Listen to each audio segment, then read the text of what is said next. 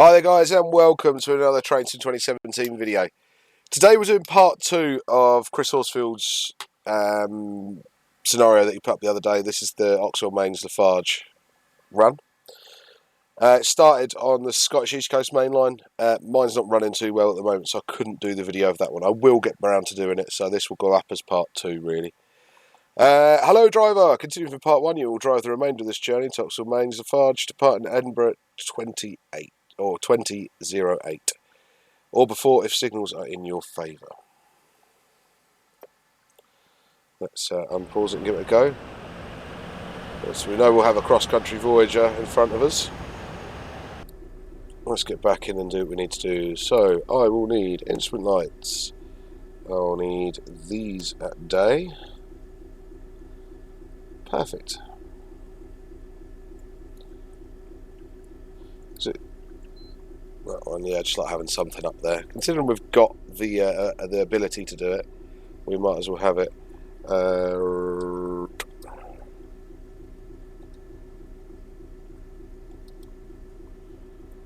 Is it Control D? Yeah, so the vigilance device operating on this one. Try and go for a bit of a realistic running one this time. Some of my last videos have been a little bit sort of lax when it comes to that sort of thing, so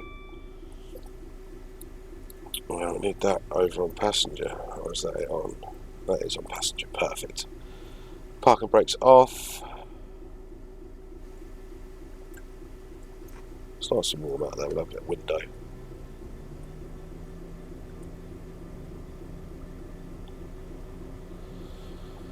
Oh god, I can't wait for this Armstrong Powerhouse 170 pack.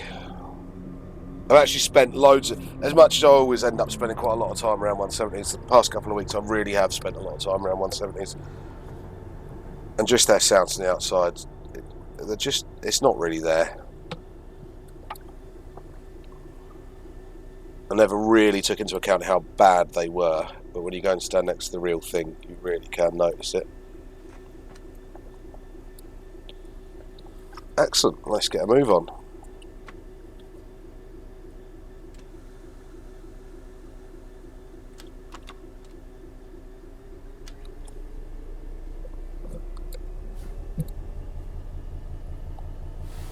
So this is about a 50 minute departure, 50 minute scenario.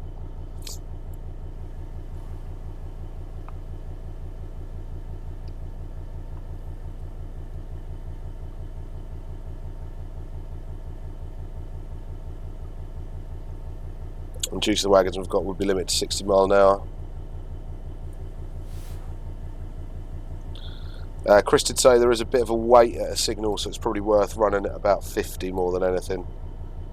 So otherwise we're left at the red for quite a while.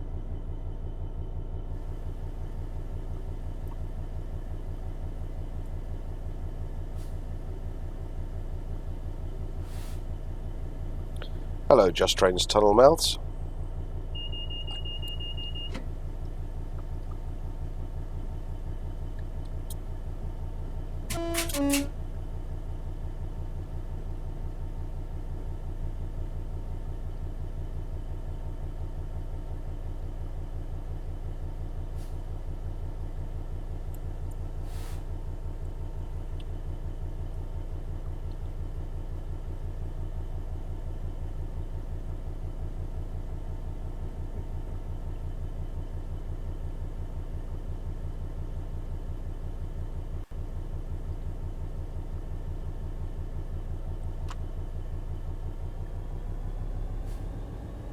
Let's give it a little more.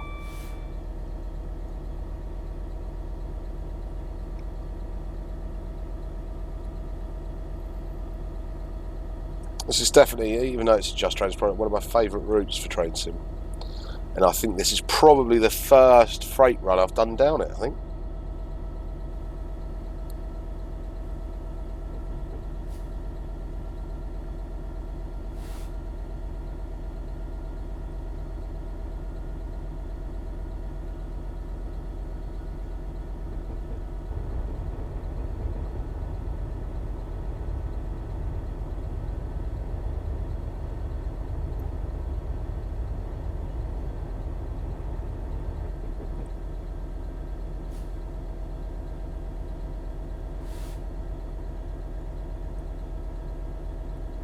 I always find the 66 quite relaxing to drive. Just as I said, relaxing, the DSD went off.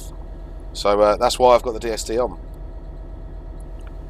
Just to try and see if it keeps me going a bit. Now, I will just point out here there may be one or two issues with a few bits of stock. Mainly my Mark IIIs.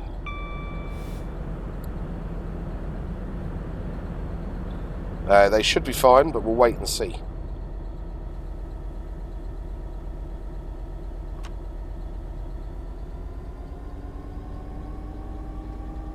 You know what it's like with some things. There's some things in train sim you just don't really know how they work. You think you do. And I mean, I've been through my Mark III folder so many times. I haven't brought myself to uninstall and reinstall them yet. I will do that though. I'm hoping this fix I've done now should have them. I can see them sometimes and not others. That's the strange thing. And Chris has actually had a similar issue.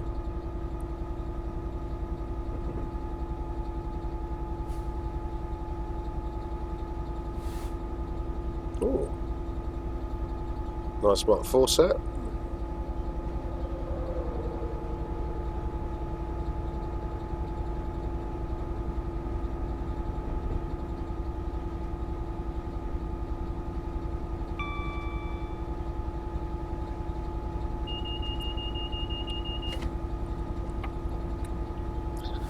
Better keep my elbow in place and my fingers on the keyboard for that.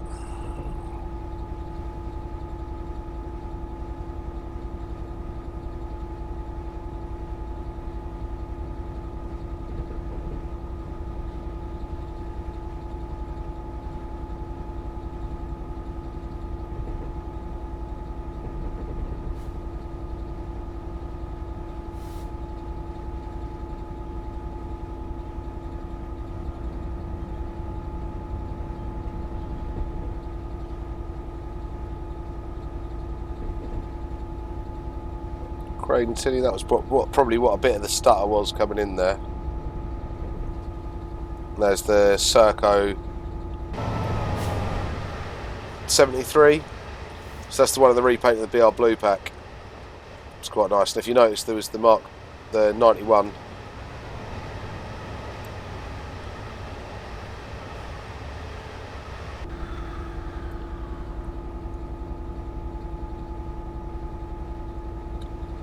An MT power car sitting there.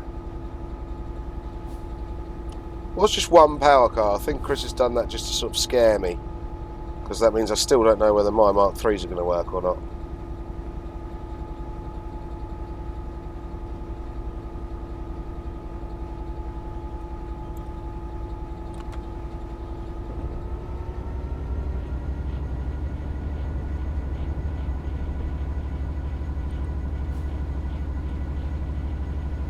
We've got 66 to Gronk. 66 in the Gronk. Ah, cool.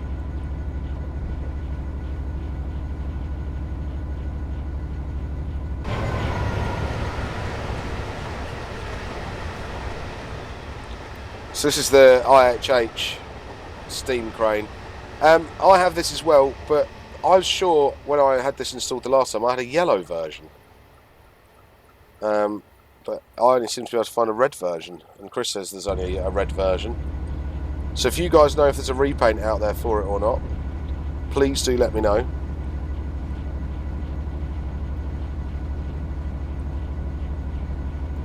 This is the electrification train that is still here, I think.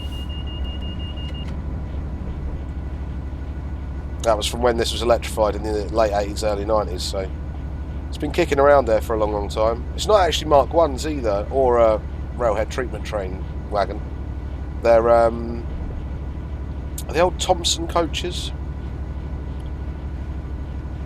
Or Suburban, I think they're Suburbans in a Suburban.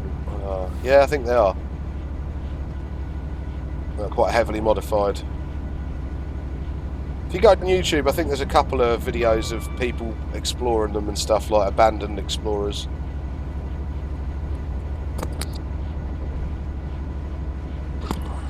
I don't recommend you go and do things like that, but that's why there are people on YouTube that do it for us, so we don't have to do it ourselves.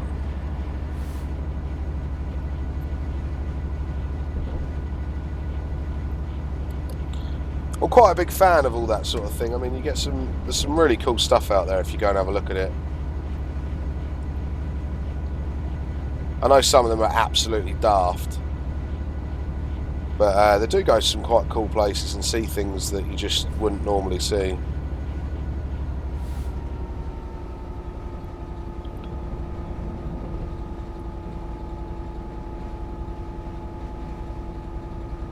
I mean, another thing that I quite like is ships. Now, I've got quite a big thing for all sorts of different types of ships.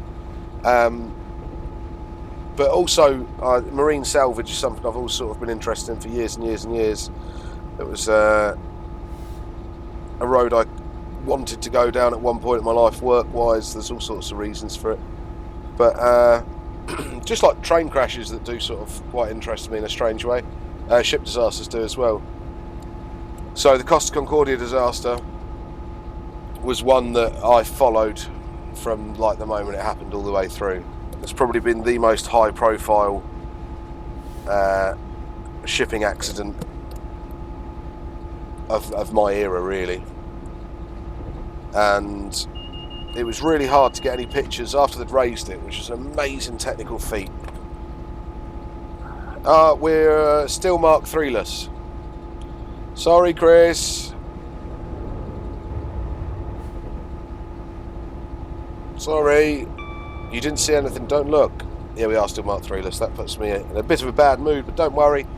Yeah, so by no means do I not take it seriously. I know there's a loss of life and it was pretty damn horrendous.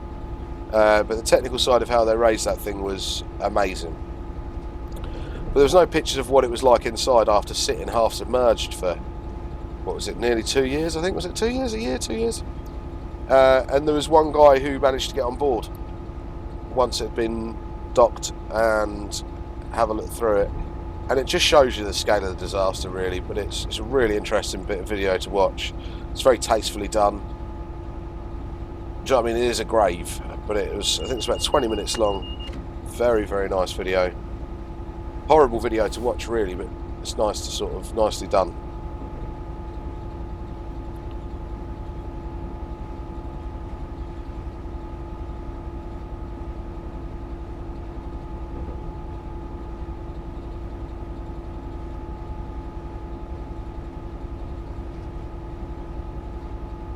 There's quite a lot of good documentaries out there on shipping disasters, especially. They seem to be a little bit more in depth than train crash ones. I mean, there are a couple of half decent seconds from disasters about train crashes and stuff, but there's no real sort of well done ones, really. I mean, they held the Free Enterprise, so Edinburgh disaster. There's a really good video of that as well. Really good one. A couple of documentaries, actually. There's a Vice Miller Salvage video of how they did it. There's also a BBC, was it Horizons or something? So there's quite a few out there on the Herald of Free Enterprise. The Estonia was another one there's a lot of as well.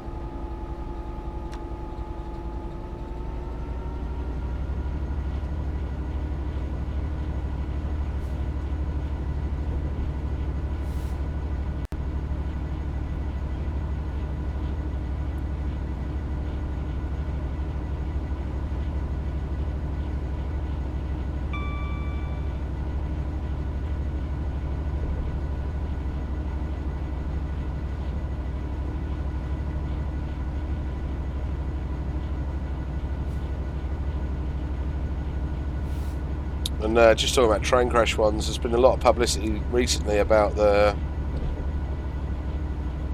guy who was a railwayman but wasn't working on the train, put his head out the window on the 442 and lost it.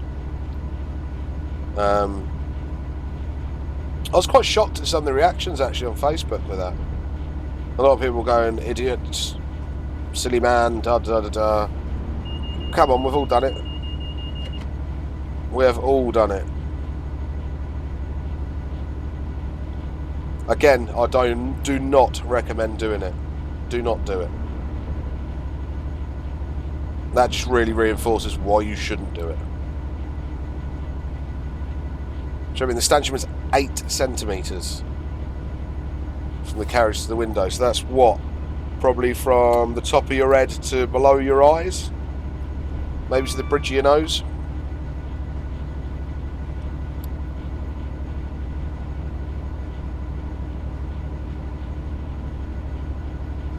Probably about the same length as an iPhone.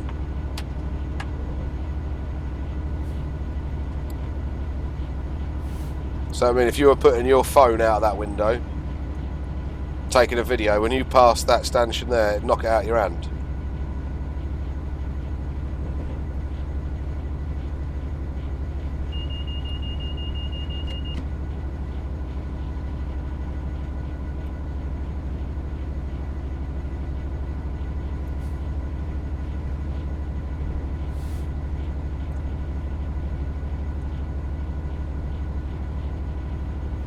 I was wondering what that was there for a minute. Some rubbish to sort of fill a space, I suppose.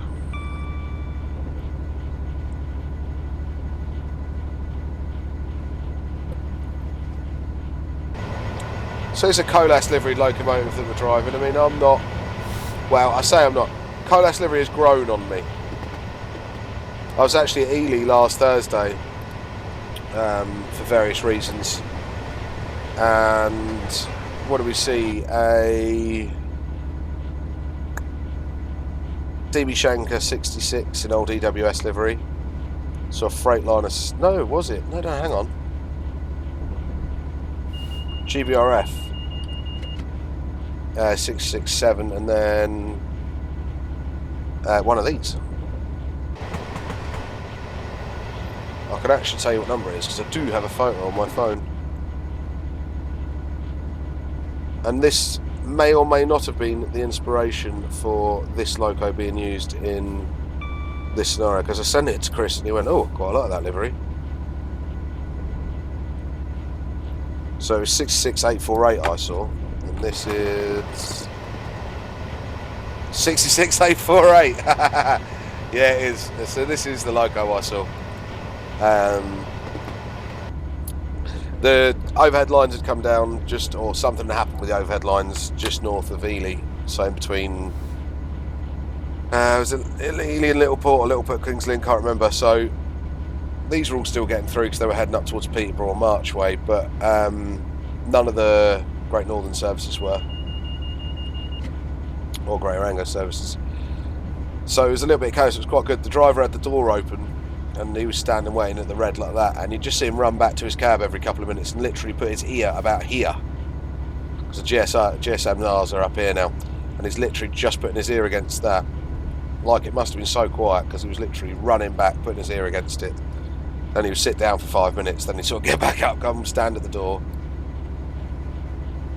It was quite a good little spotting spot. I mean, I'm no spotter, as you guys well know.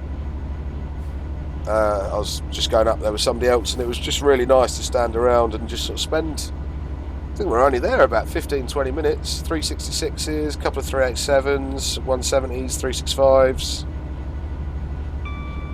Yeah, it was cool. And like, there was one, this was coming up, this was actually stuck at the points just before North Junction towards Cambridge, so I could see its headlight from quite a way away. And then the Freightliner one was coming over, is it Dock Junction? Is that the one it is that goes over the river with a bridge? So I could see that at the lights up there.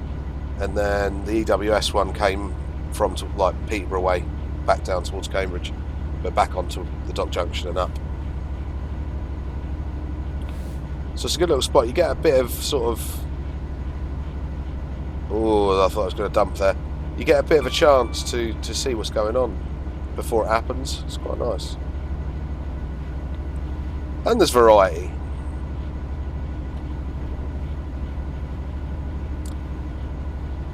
I was shocked to see how few 365s I did see. And I saw 2 317s actually when I was there, to be fair. One looked like it was freshly overhauled, which I thought was really nice.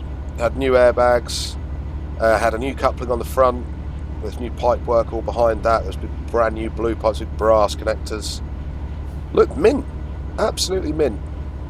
Cab had even looked like it had a bit of a paint. It looked lovely.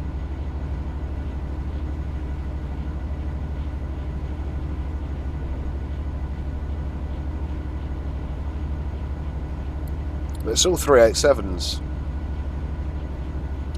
which I find are quite a rough ride compared to the 365s. And I mean, the journey between Cambridge and Ely is not particularly rough track, unless it's just deteriorated rather rapidly. 170s and 365s seem to handle it fine. 387s seem really bouncy. A lot of lateral movement.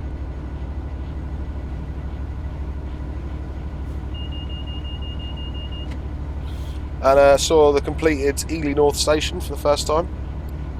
That was pretty nice. And it's quite cool, the way they've done the aggregate siding and stuff up there is all really nice now. Should be able to see what's coming in and out of that quite a lot. I mean, it's generally just a 66 these days.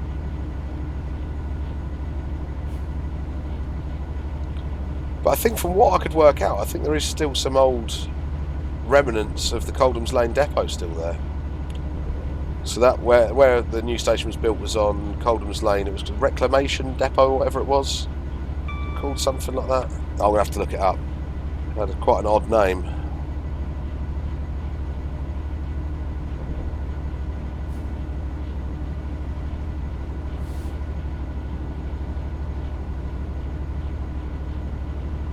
I keep saying Coldham's Lane Depot. It wasn't Coldham's Lane Depot, I meant Cheston Junction.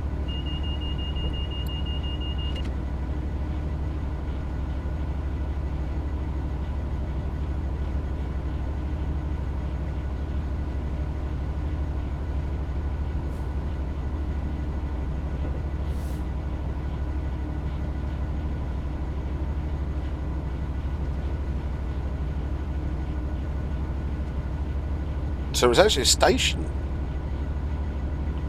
It opened in 1850 and closed the same year.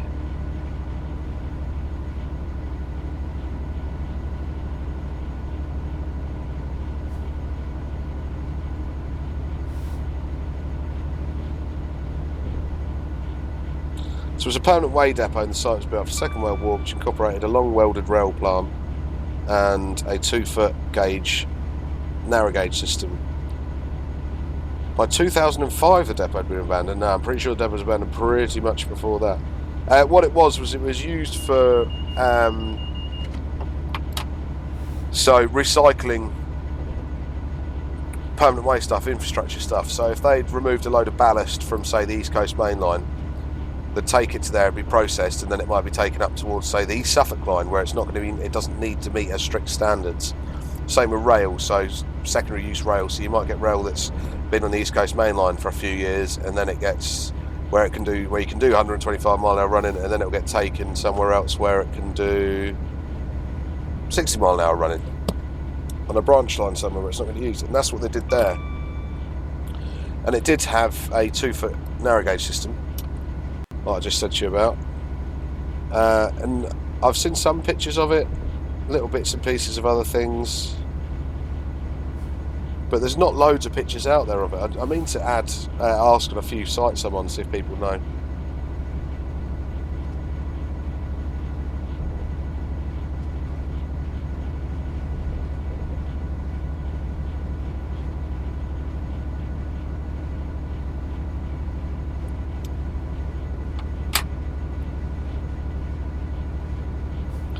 But I think the locomotive that was used there was taken, that's on some preserved railway now as well.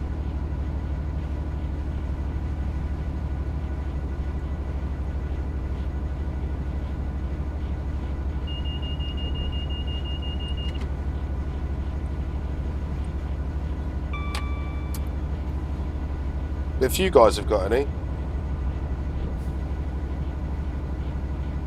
photos of it or info on it, please let me know in the comments.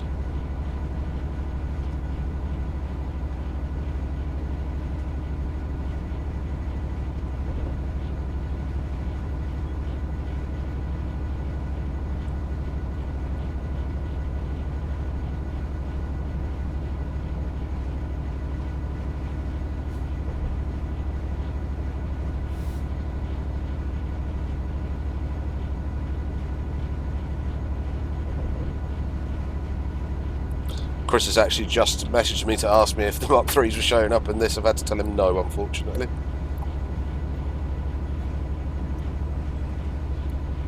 The thing is, it's massively limited me because I've been avoiding scenarios like the plague that has them in it until I can work out what's going on with them. Every geo is in the correct place, I can assure you.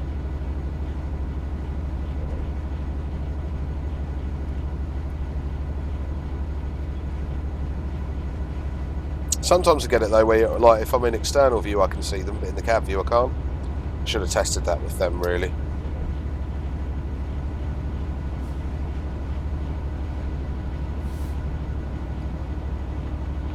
Because I know Chris was getting that issue as well. Right, we've been doing 50 odd for a little while, let's slow down a bit.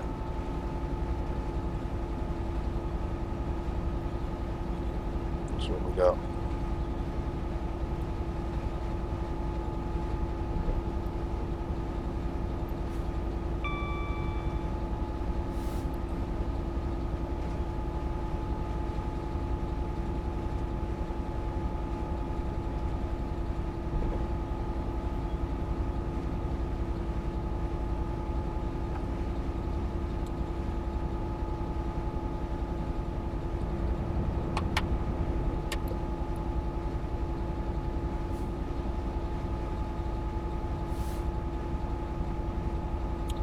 So yeah, I've also got Newcastle in a couple of weeks, so I'll have a nice journey down from Newcastle on the Sunday, going up to see my cousin on the Saturday, party at his, and then I'm getting the train back down on Sunday. Which will be nice. Nice little bit of... I always tend to go 10-15 minutes early from a train at Newcastle anyway, have a look around what's going around. And then I'll definitely have a change. Well, I don't know, I might have a change at Stevenage instead of Peterborough. Ugh. Don't ask me why, but see when I'm coming back down from Scotland, if I change at Stevenage, always seems really, really, really long. Whereas it's not really that much difference. If I change at Peterborough, it feels quite a lot quicker.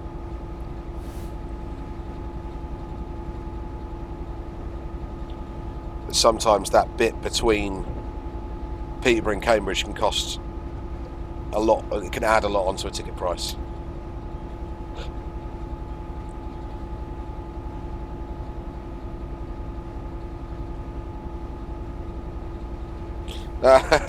Chris has just messaged me saying I should have seen loads at Craigentinny Depot. Nope.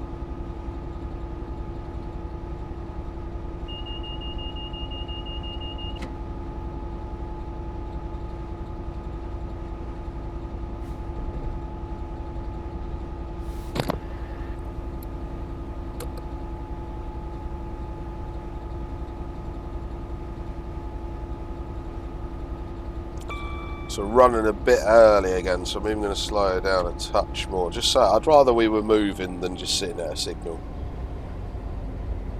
So I'd rather go slowly for a bit than...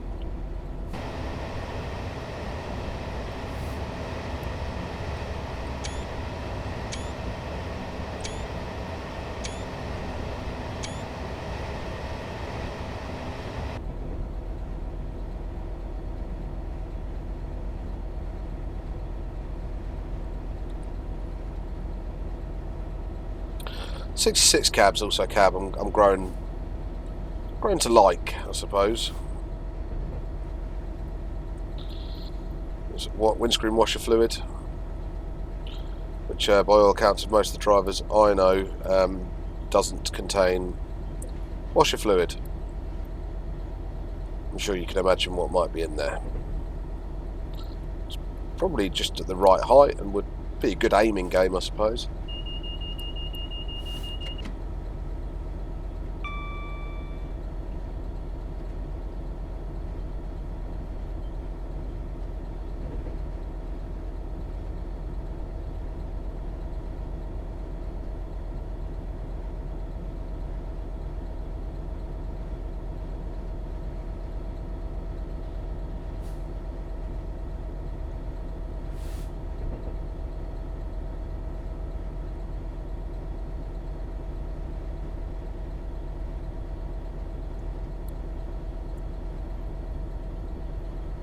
See, some locos back in the day did actually have toilets in them. Deltics I know did. A little sink. Some 47s had basically a tube to the floor. I think that's what most of the toilets basically were. 50s, I think. Why do I think 50s had them?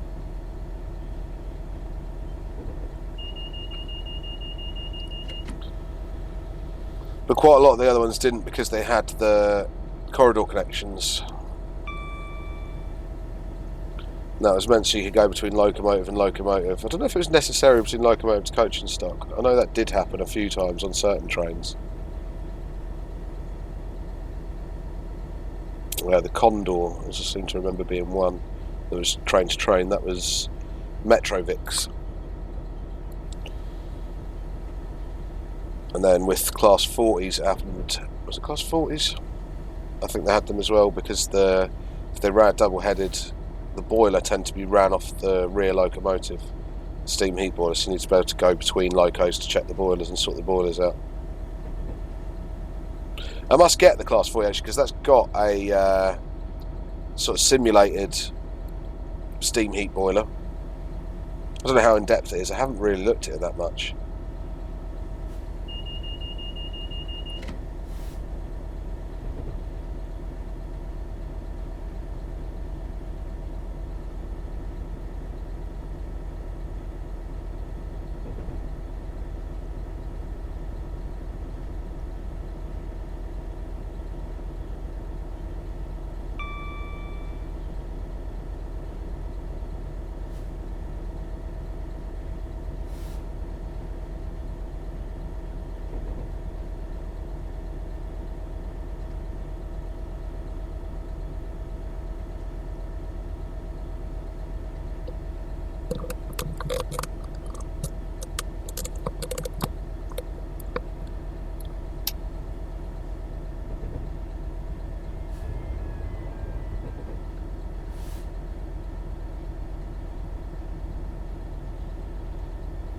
So yeah, big disclaimer is this should have more stock in it than it does. Well, I say that, it should have Mark 3s in it and it doesn't.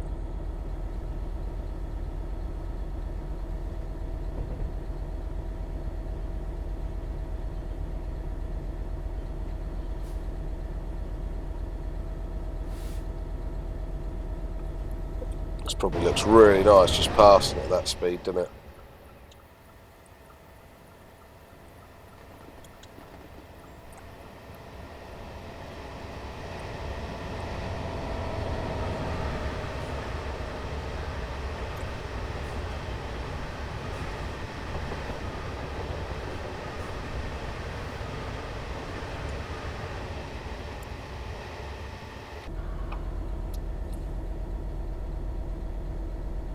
Chris always tends to get the lighting right on scenarios.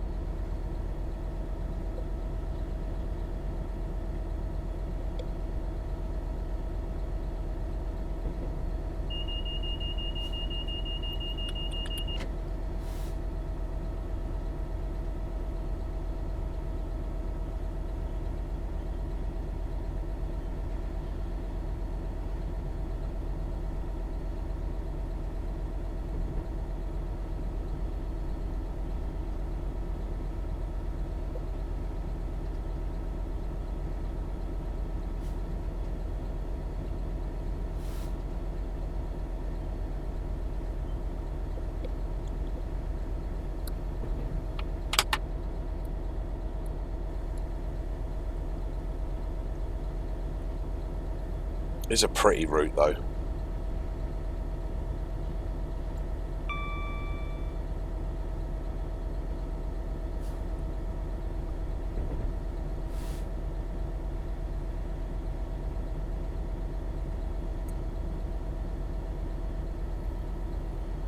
Oh, there's that noisy forklift truck.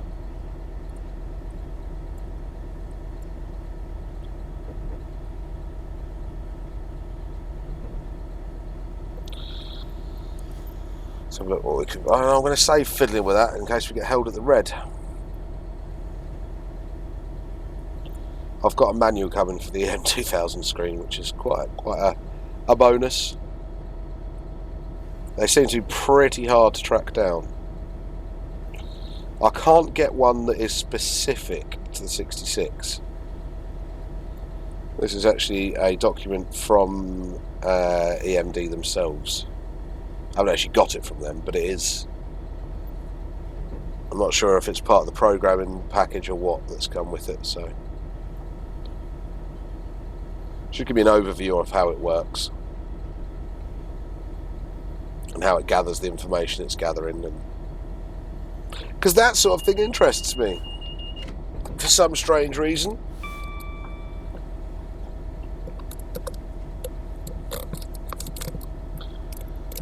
But I suppose it interests some of you as well, and that's why you end up watching my videos. Like I said in the other video, I am going to do some more technical videos soon. I've got a heap of manuals on their way.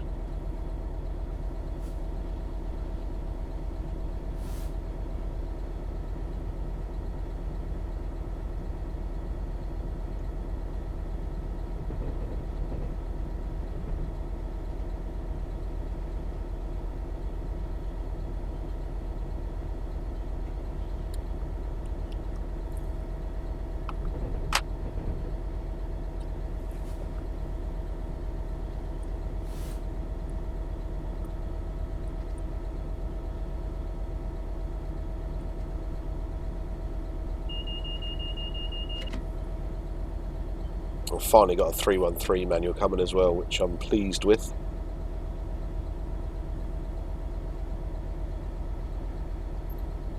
'66 manuals. I have a bit of a '66 manual. I don't have a full one, unfortunately.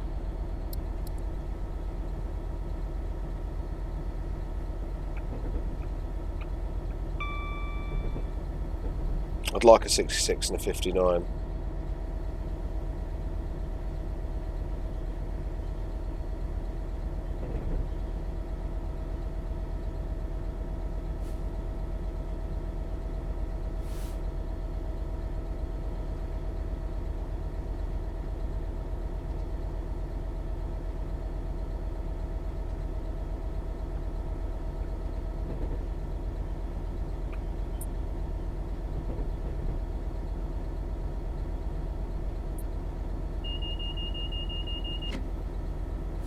That's what we're doing. We're about 3 minutes behind. That sounds about good. Freight timings in real life, there's a lot of slack in the timetable for freight.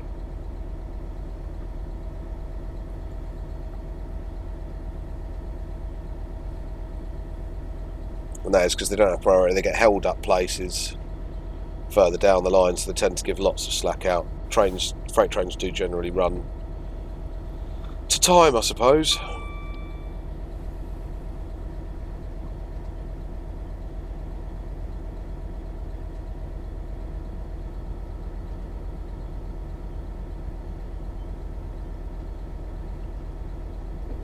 And they are timetabled. I mean, there is as and when trains, but there are also trains that are, I think there's still a path, even though it's an as and when train, there are paths for them set. It's something I've really got to look into.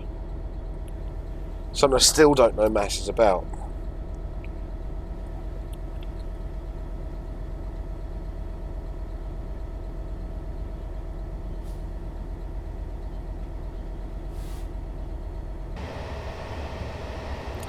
Ah, that's really nice.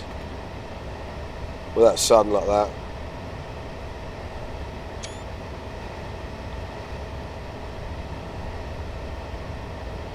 very pretty. Put the cab light on as well. I know you shouldn't drive with a cab light on, but it does look a little bit nice.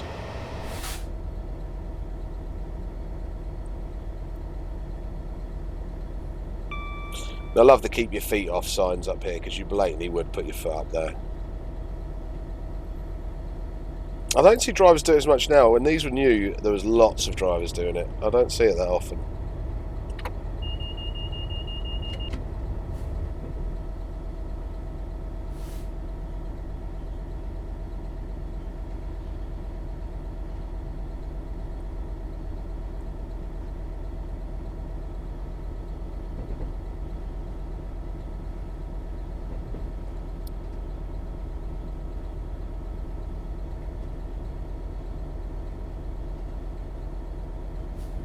What we've got left. So I think that's where we're going to be held for quite a while.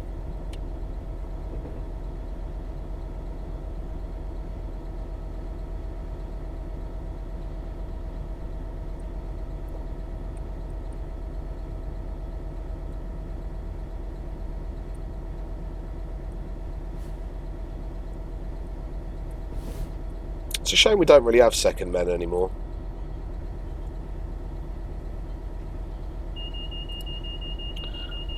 It's like in America, they have engineers, locomotive engineers, and then they have conductors. I think they even call them train managers now. Don't look, don't... Oh! We have cross-country Mark IIIs. We'll have to tell Chris that.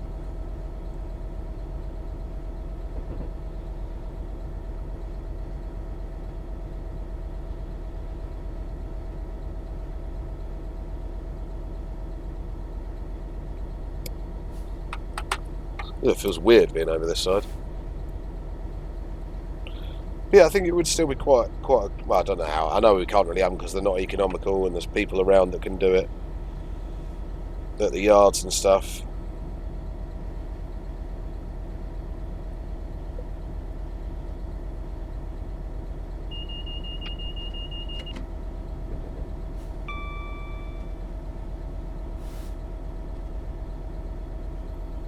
And in Australia as well, there's two guys, sometimes even three.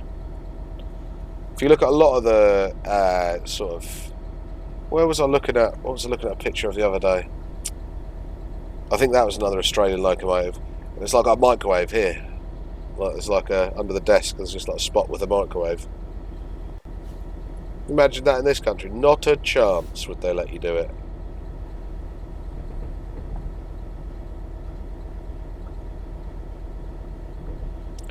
I'm sure people just prefer the hot plate anyway, really.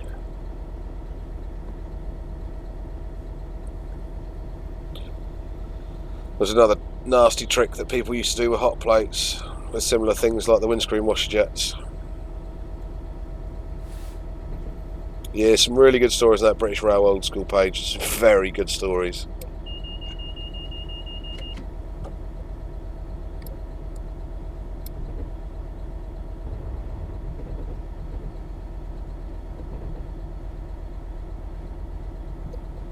God, it's amazing how slow we've gone. We were at Dunbar.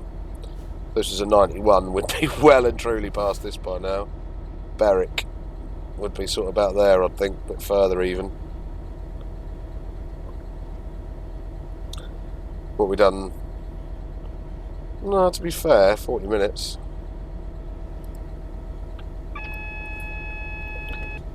And there's a sign of things to come.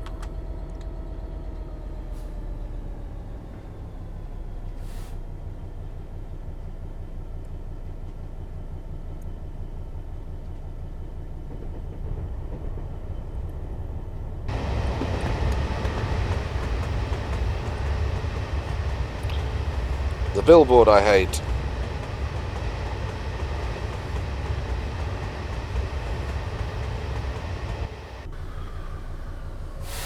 Ah, oh, Battle of Britain.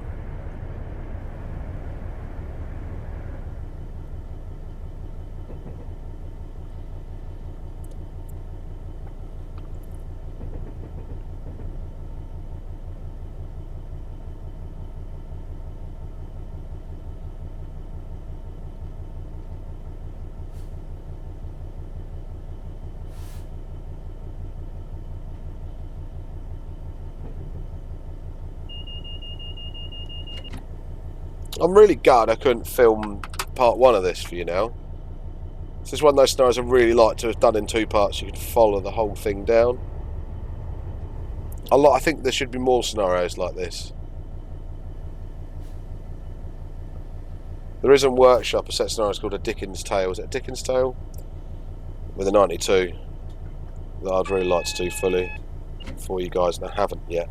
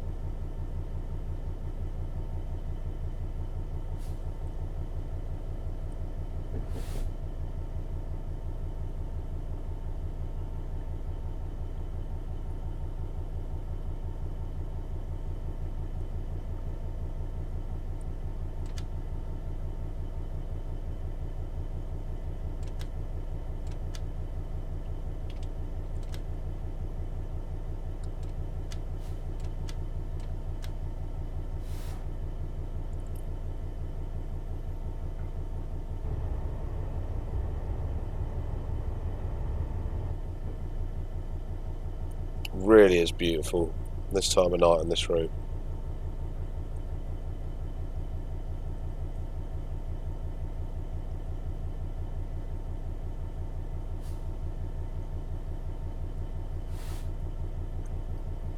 Glimpse of the sea over there.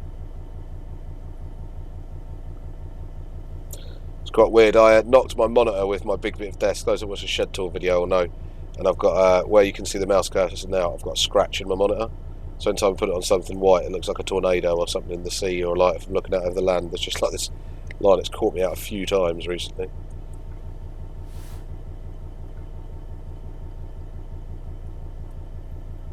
It's made Armour 3 basically unplayable, which just annoyed me.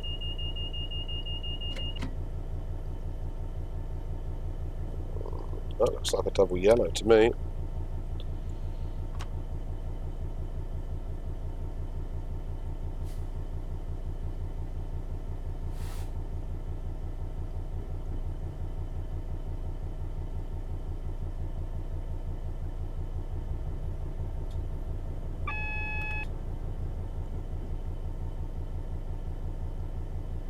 I might have timed this quite well.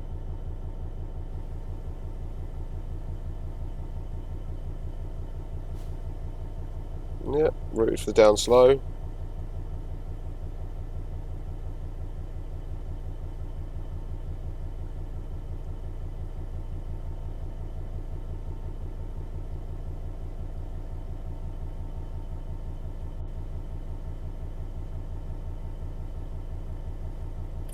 Oh, is it going to have an epi because I haven't actually stopped? Because the scenario wants to stop. Let's try it. Make it go away. Oh no, it's happy for me to go straight on. That's fine. Break off, break off.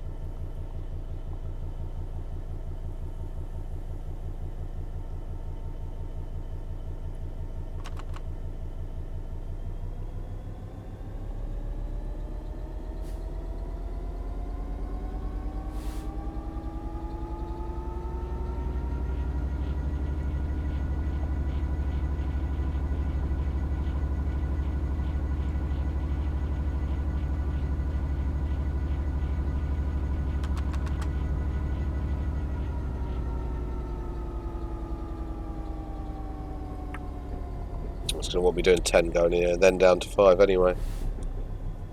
Nice to have a little blast though, wouldn't it?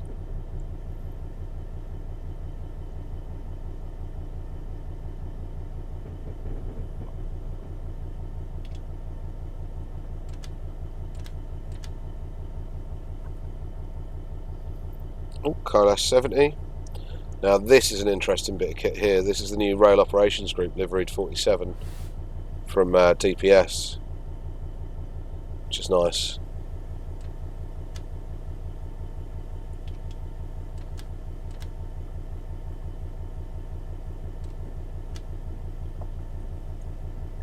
Oh, there's my friend, the Colas 60 as well.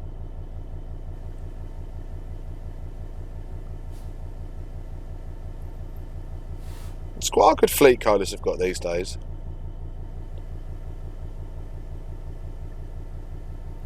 They're doing pretty well for themselves. Considering, what did they start out with? A 56, wasn't it? And the timber run.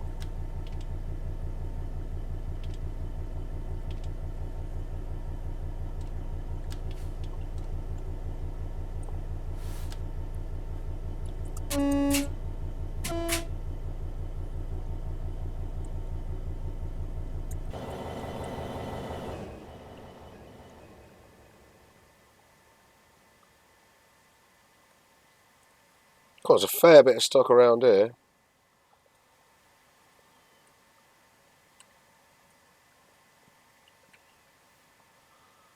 Do quite like a 56.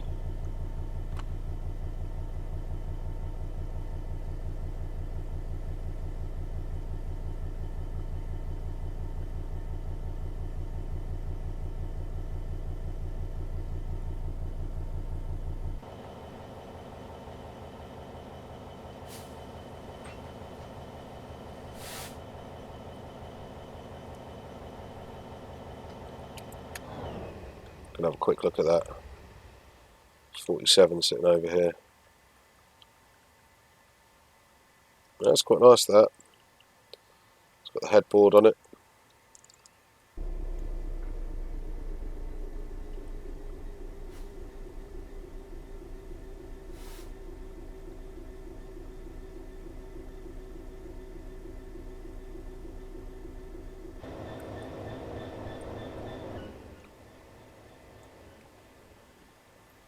Never actually really taken in how big this site is here. You just see sort of glimpses through it from the East Coast main line, didn't you? Oh no, it's 43. We won't look. Oh yeah. What power cars on the rear? We all saw those lovely Mark 3s, didn't we?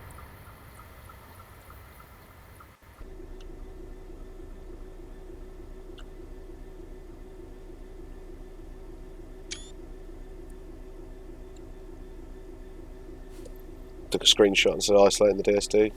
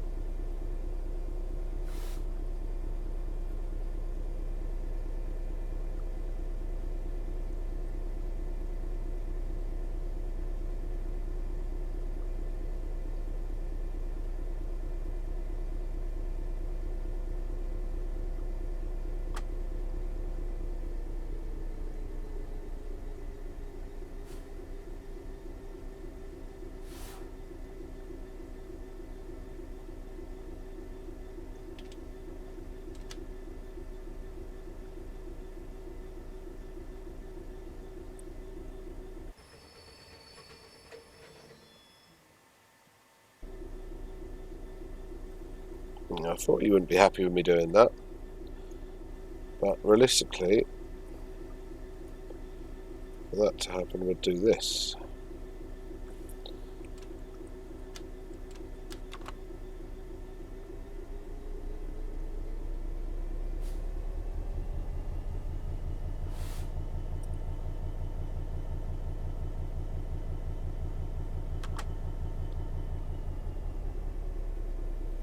Because it would just be the loco that'd pull forward to the head shunt.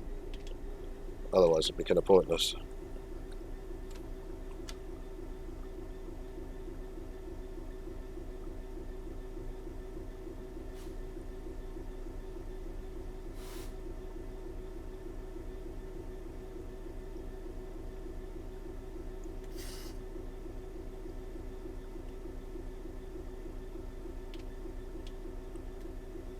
Excellent. Alright then, guys. I thoroughly enjoyed that. I hope you guys will too when you give it a go, because I'm sure you all will. That has been a marvellous run. I actually really like that as a screenshot, with that all in the background. This is available on CH Scenarios. It is listed in the description. Go and have a look. Bad luck, I did not successfully complete the scenario. That's because I would have dropped off my wagons there, and didn't stop back there, I'd think, as well. Once again, thanks for joining me. Please feel free to like, share and subscribe. Check out the link on the Facebook group if you're thinking about subscribing to the page. It's also worth getting over to Facebook and having a look on there, keeping up with what's going on. Really good crowd on there. Hope to see yous. Take care, guys.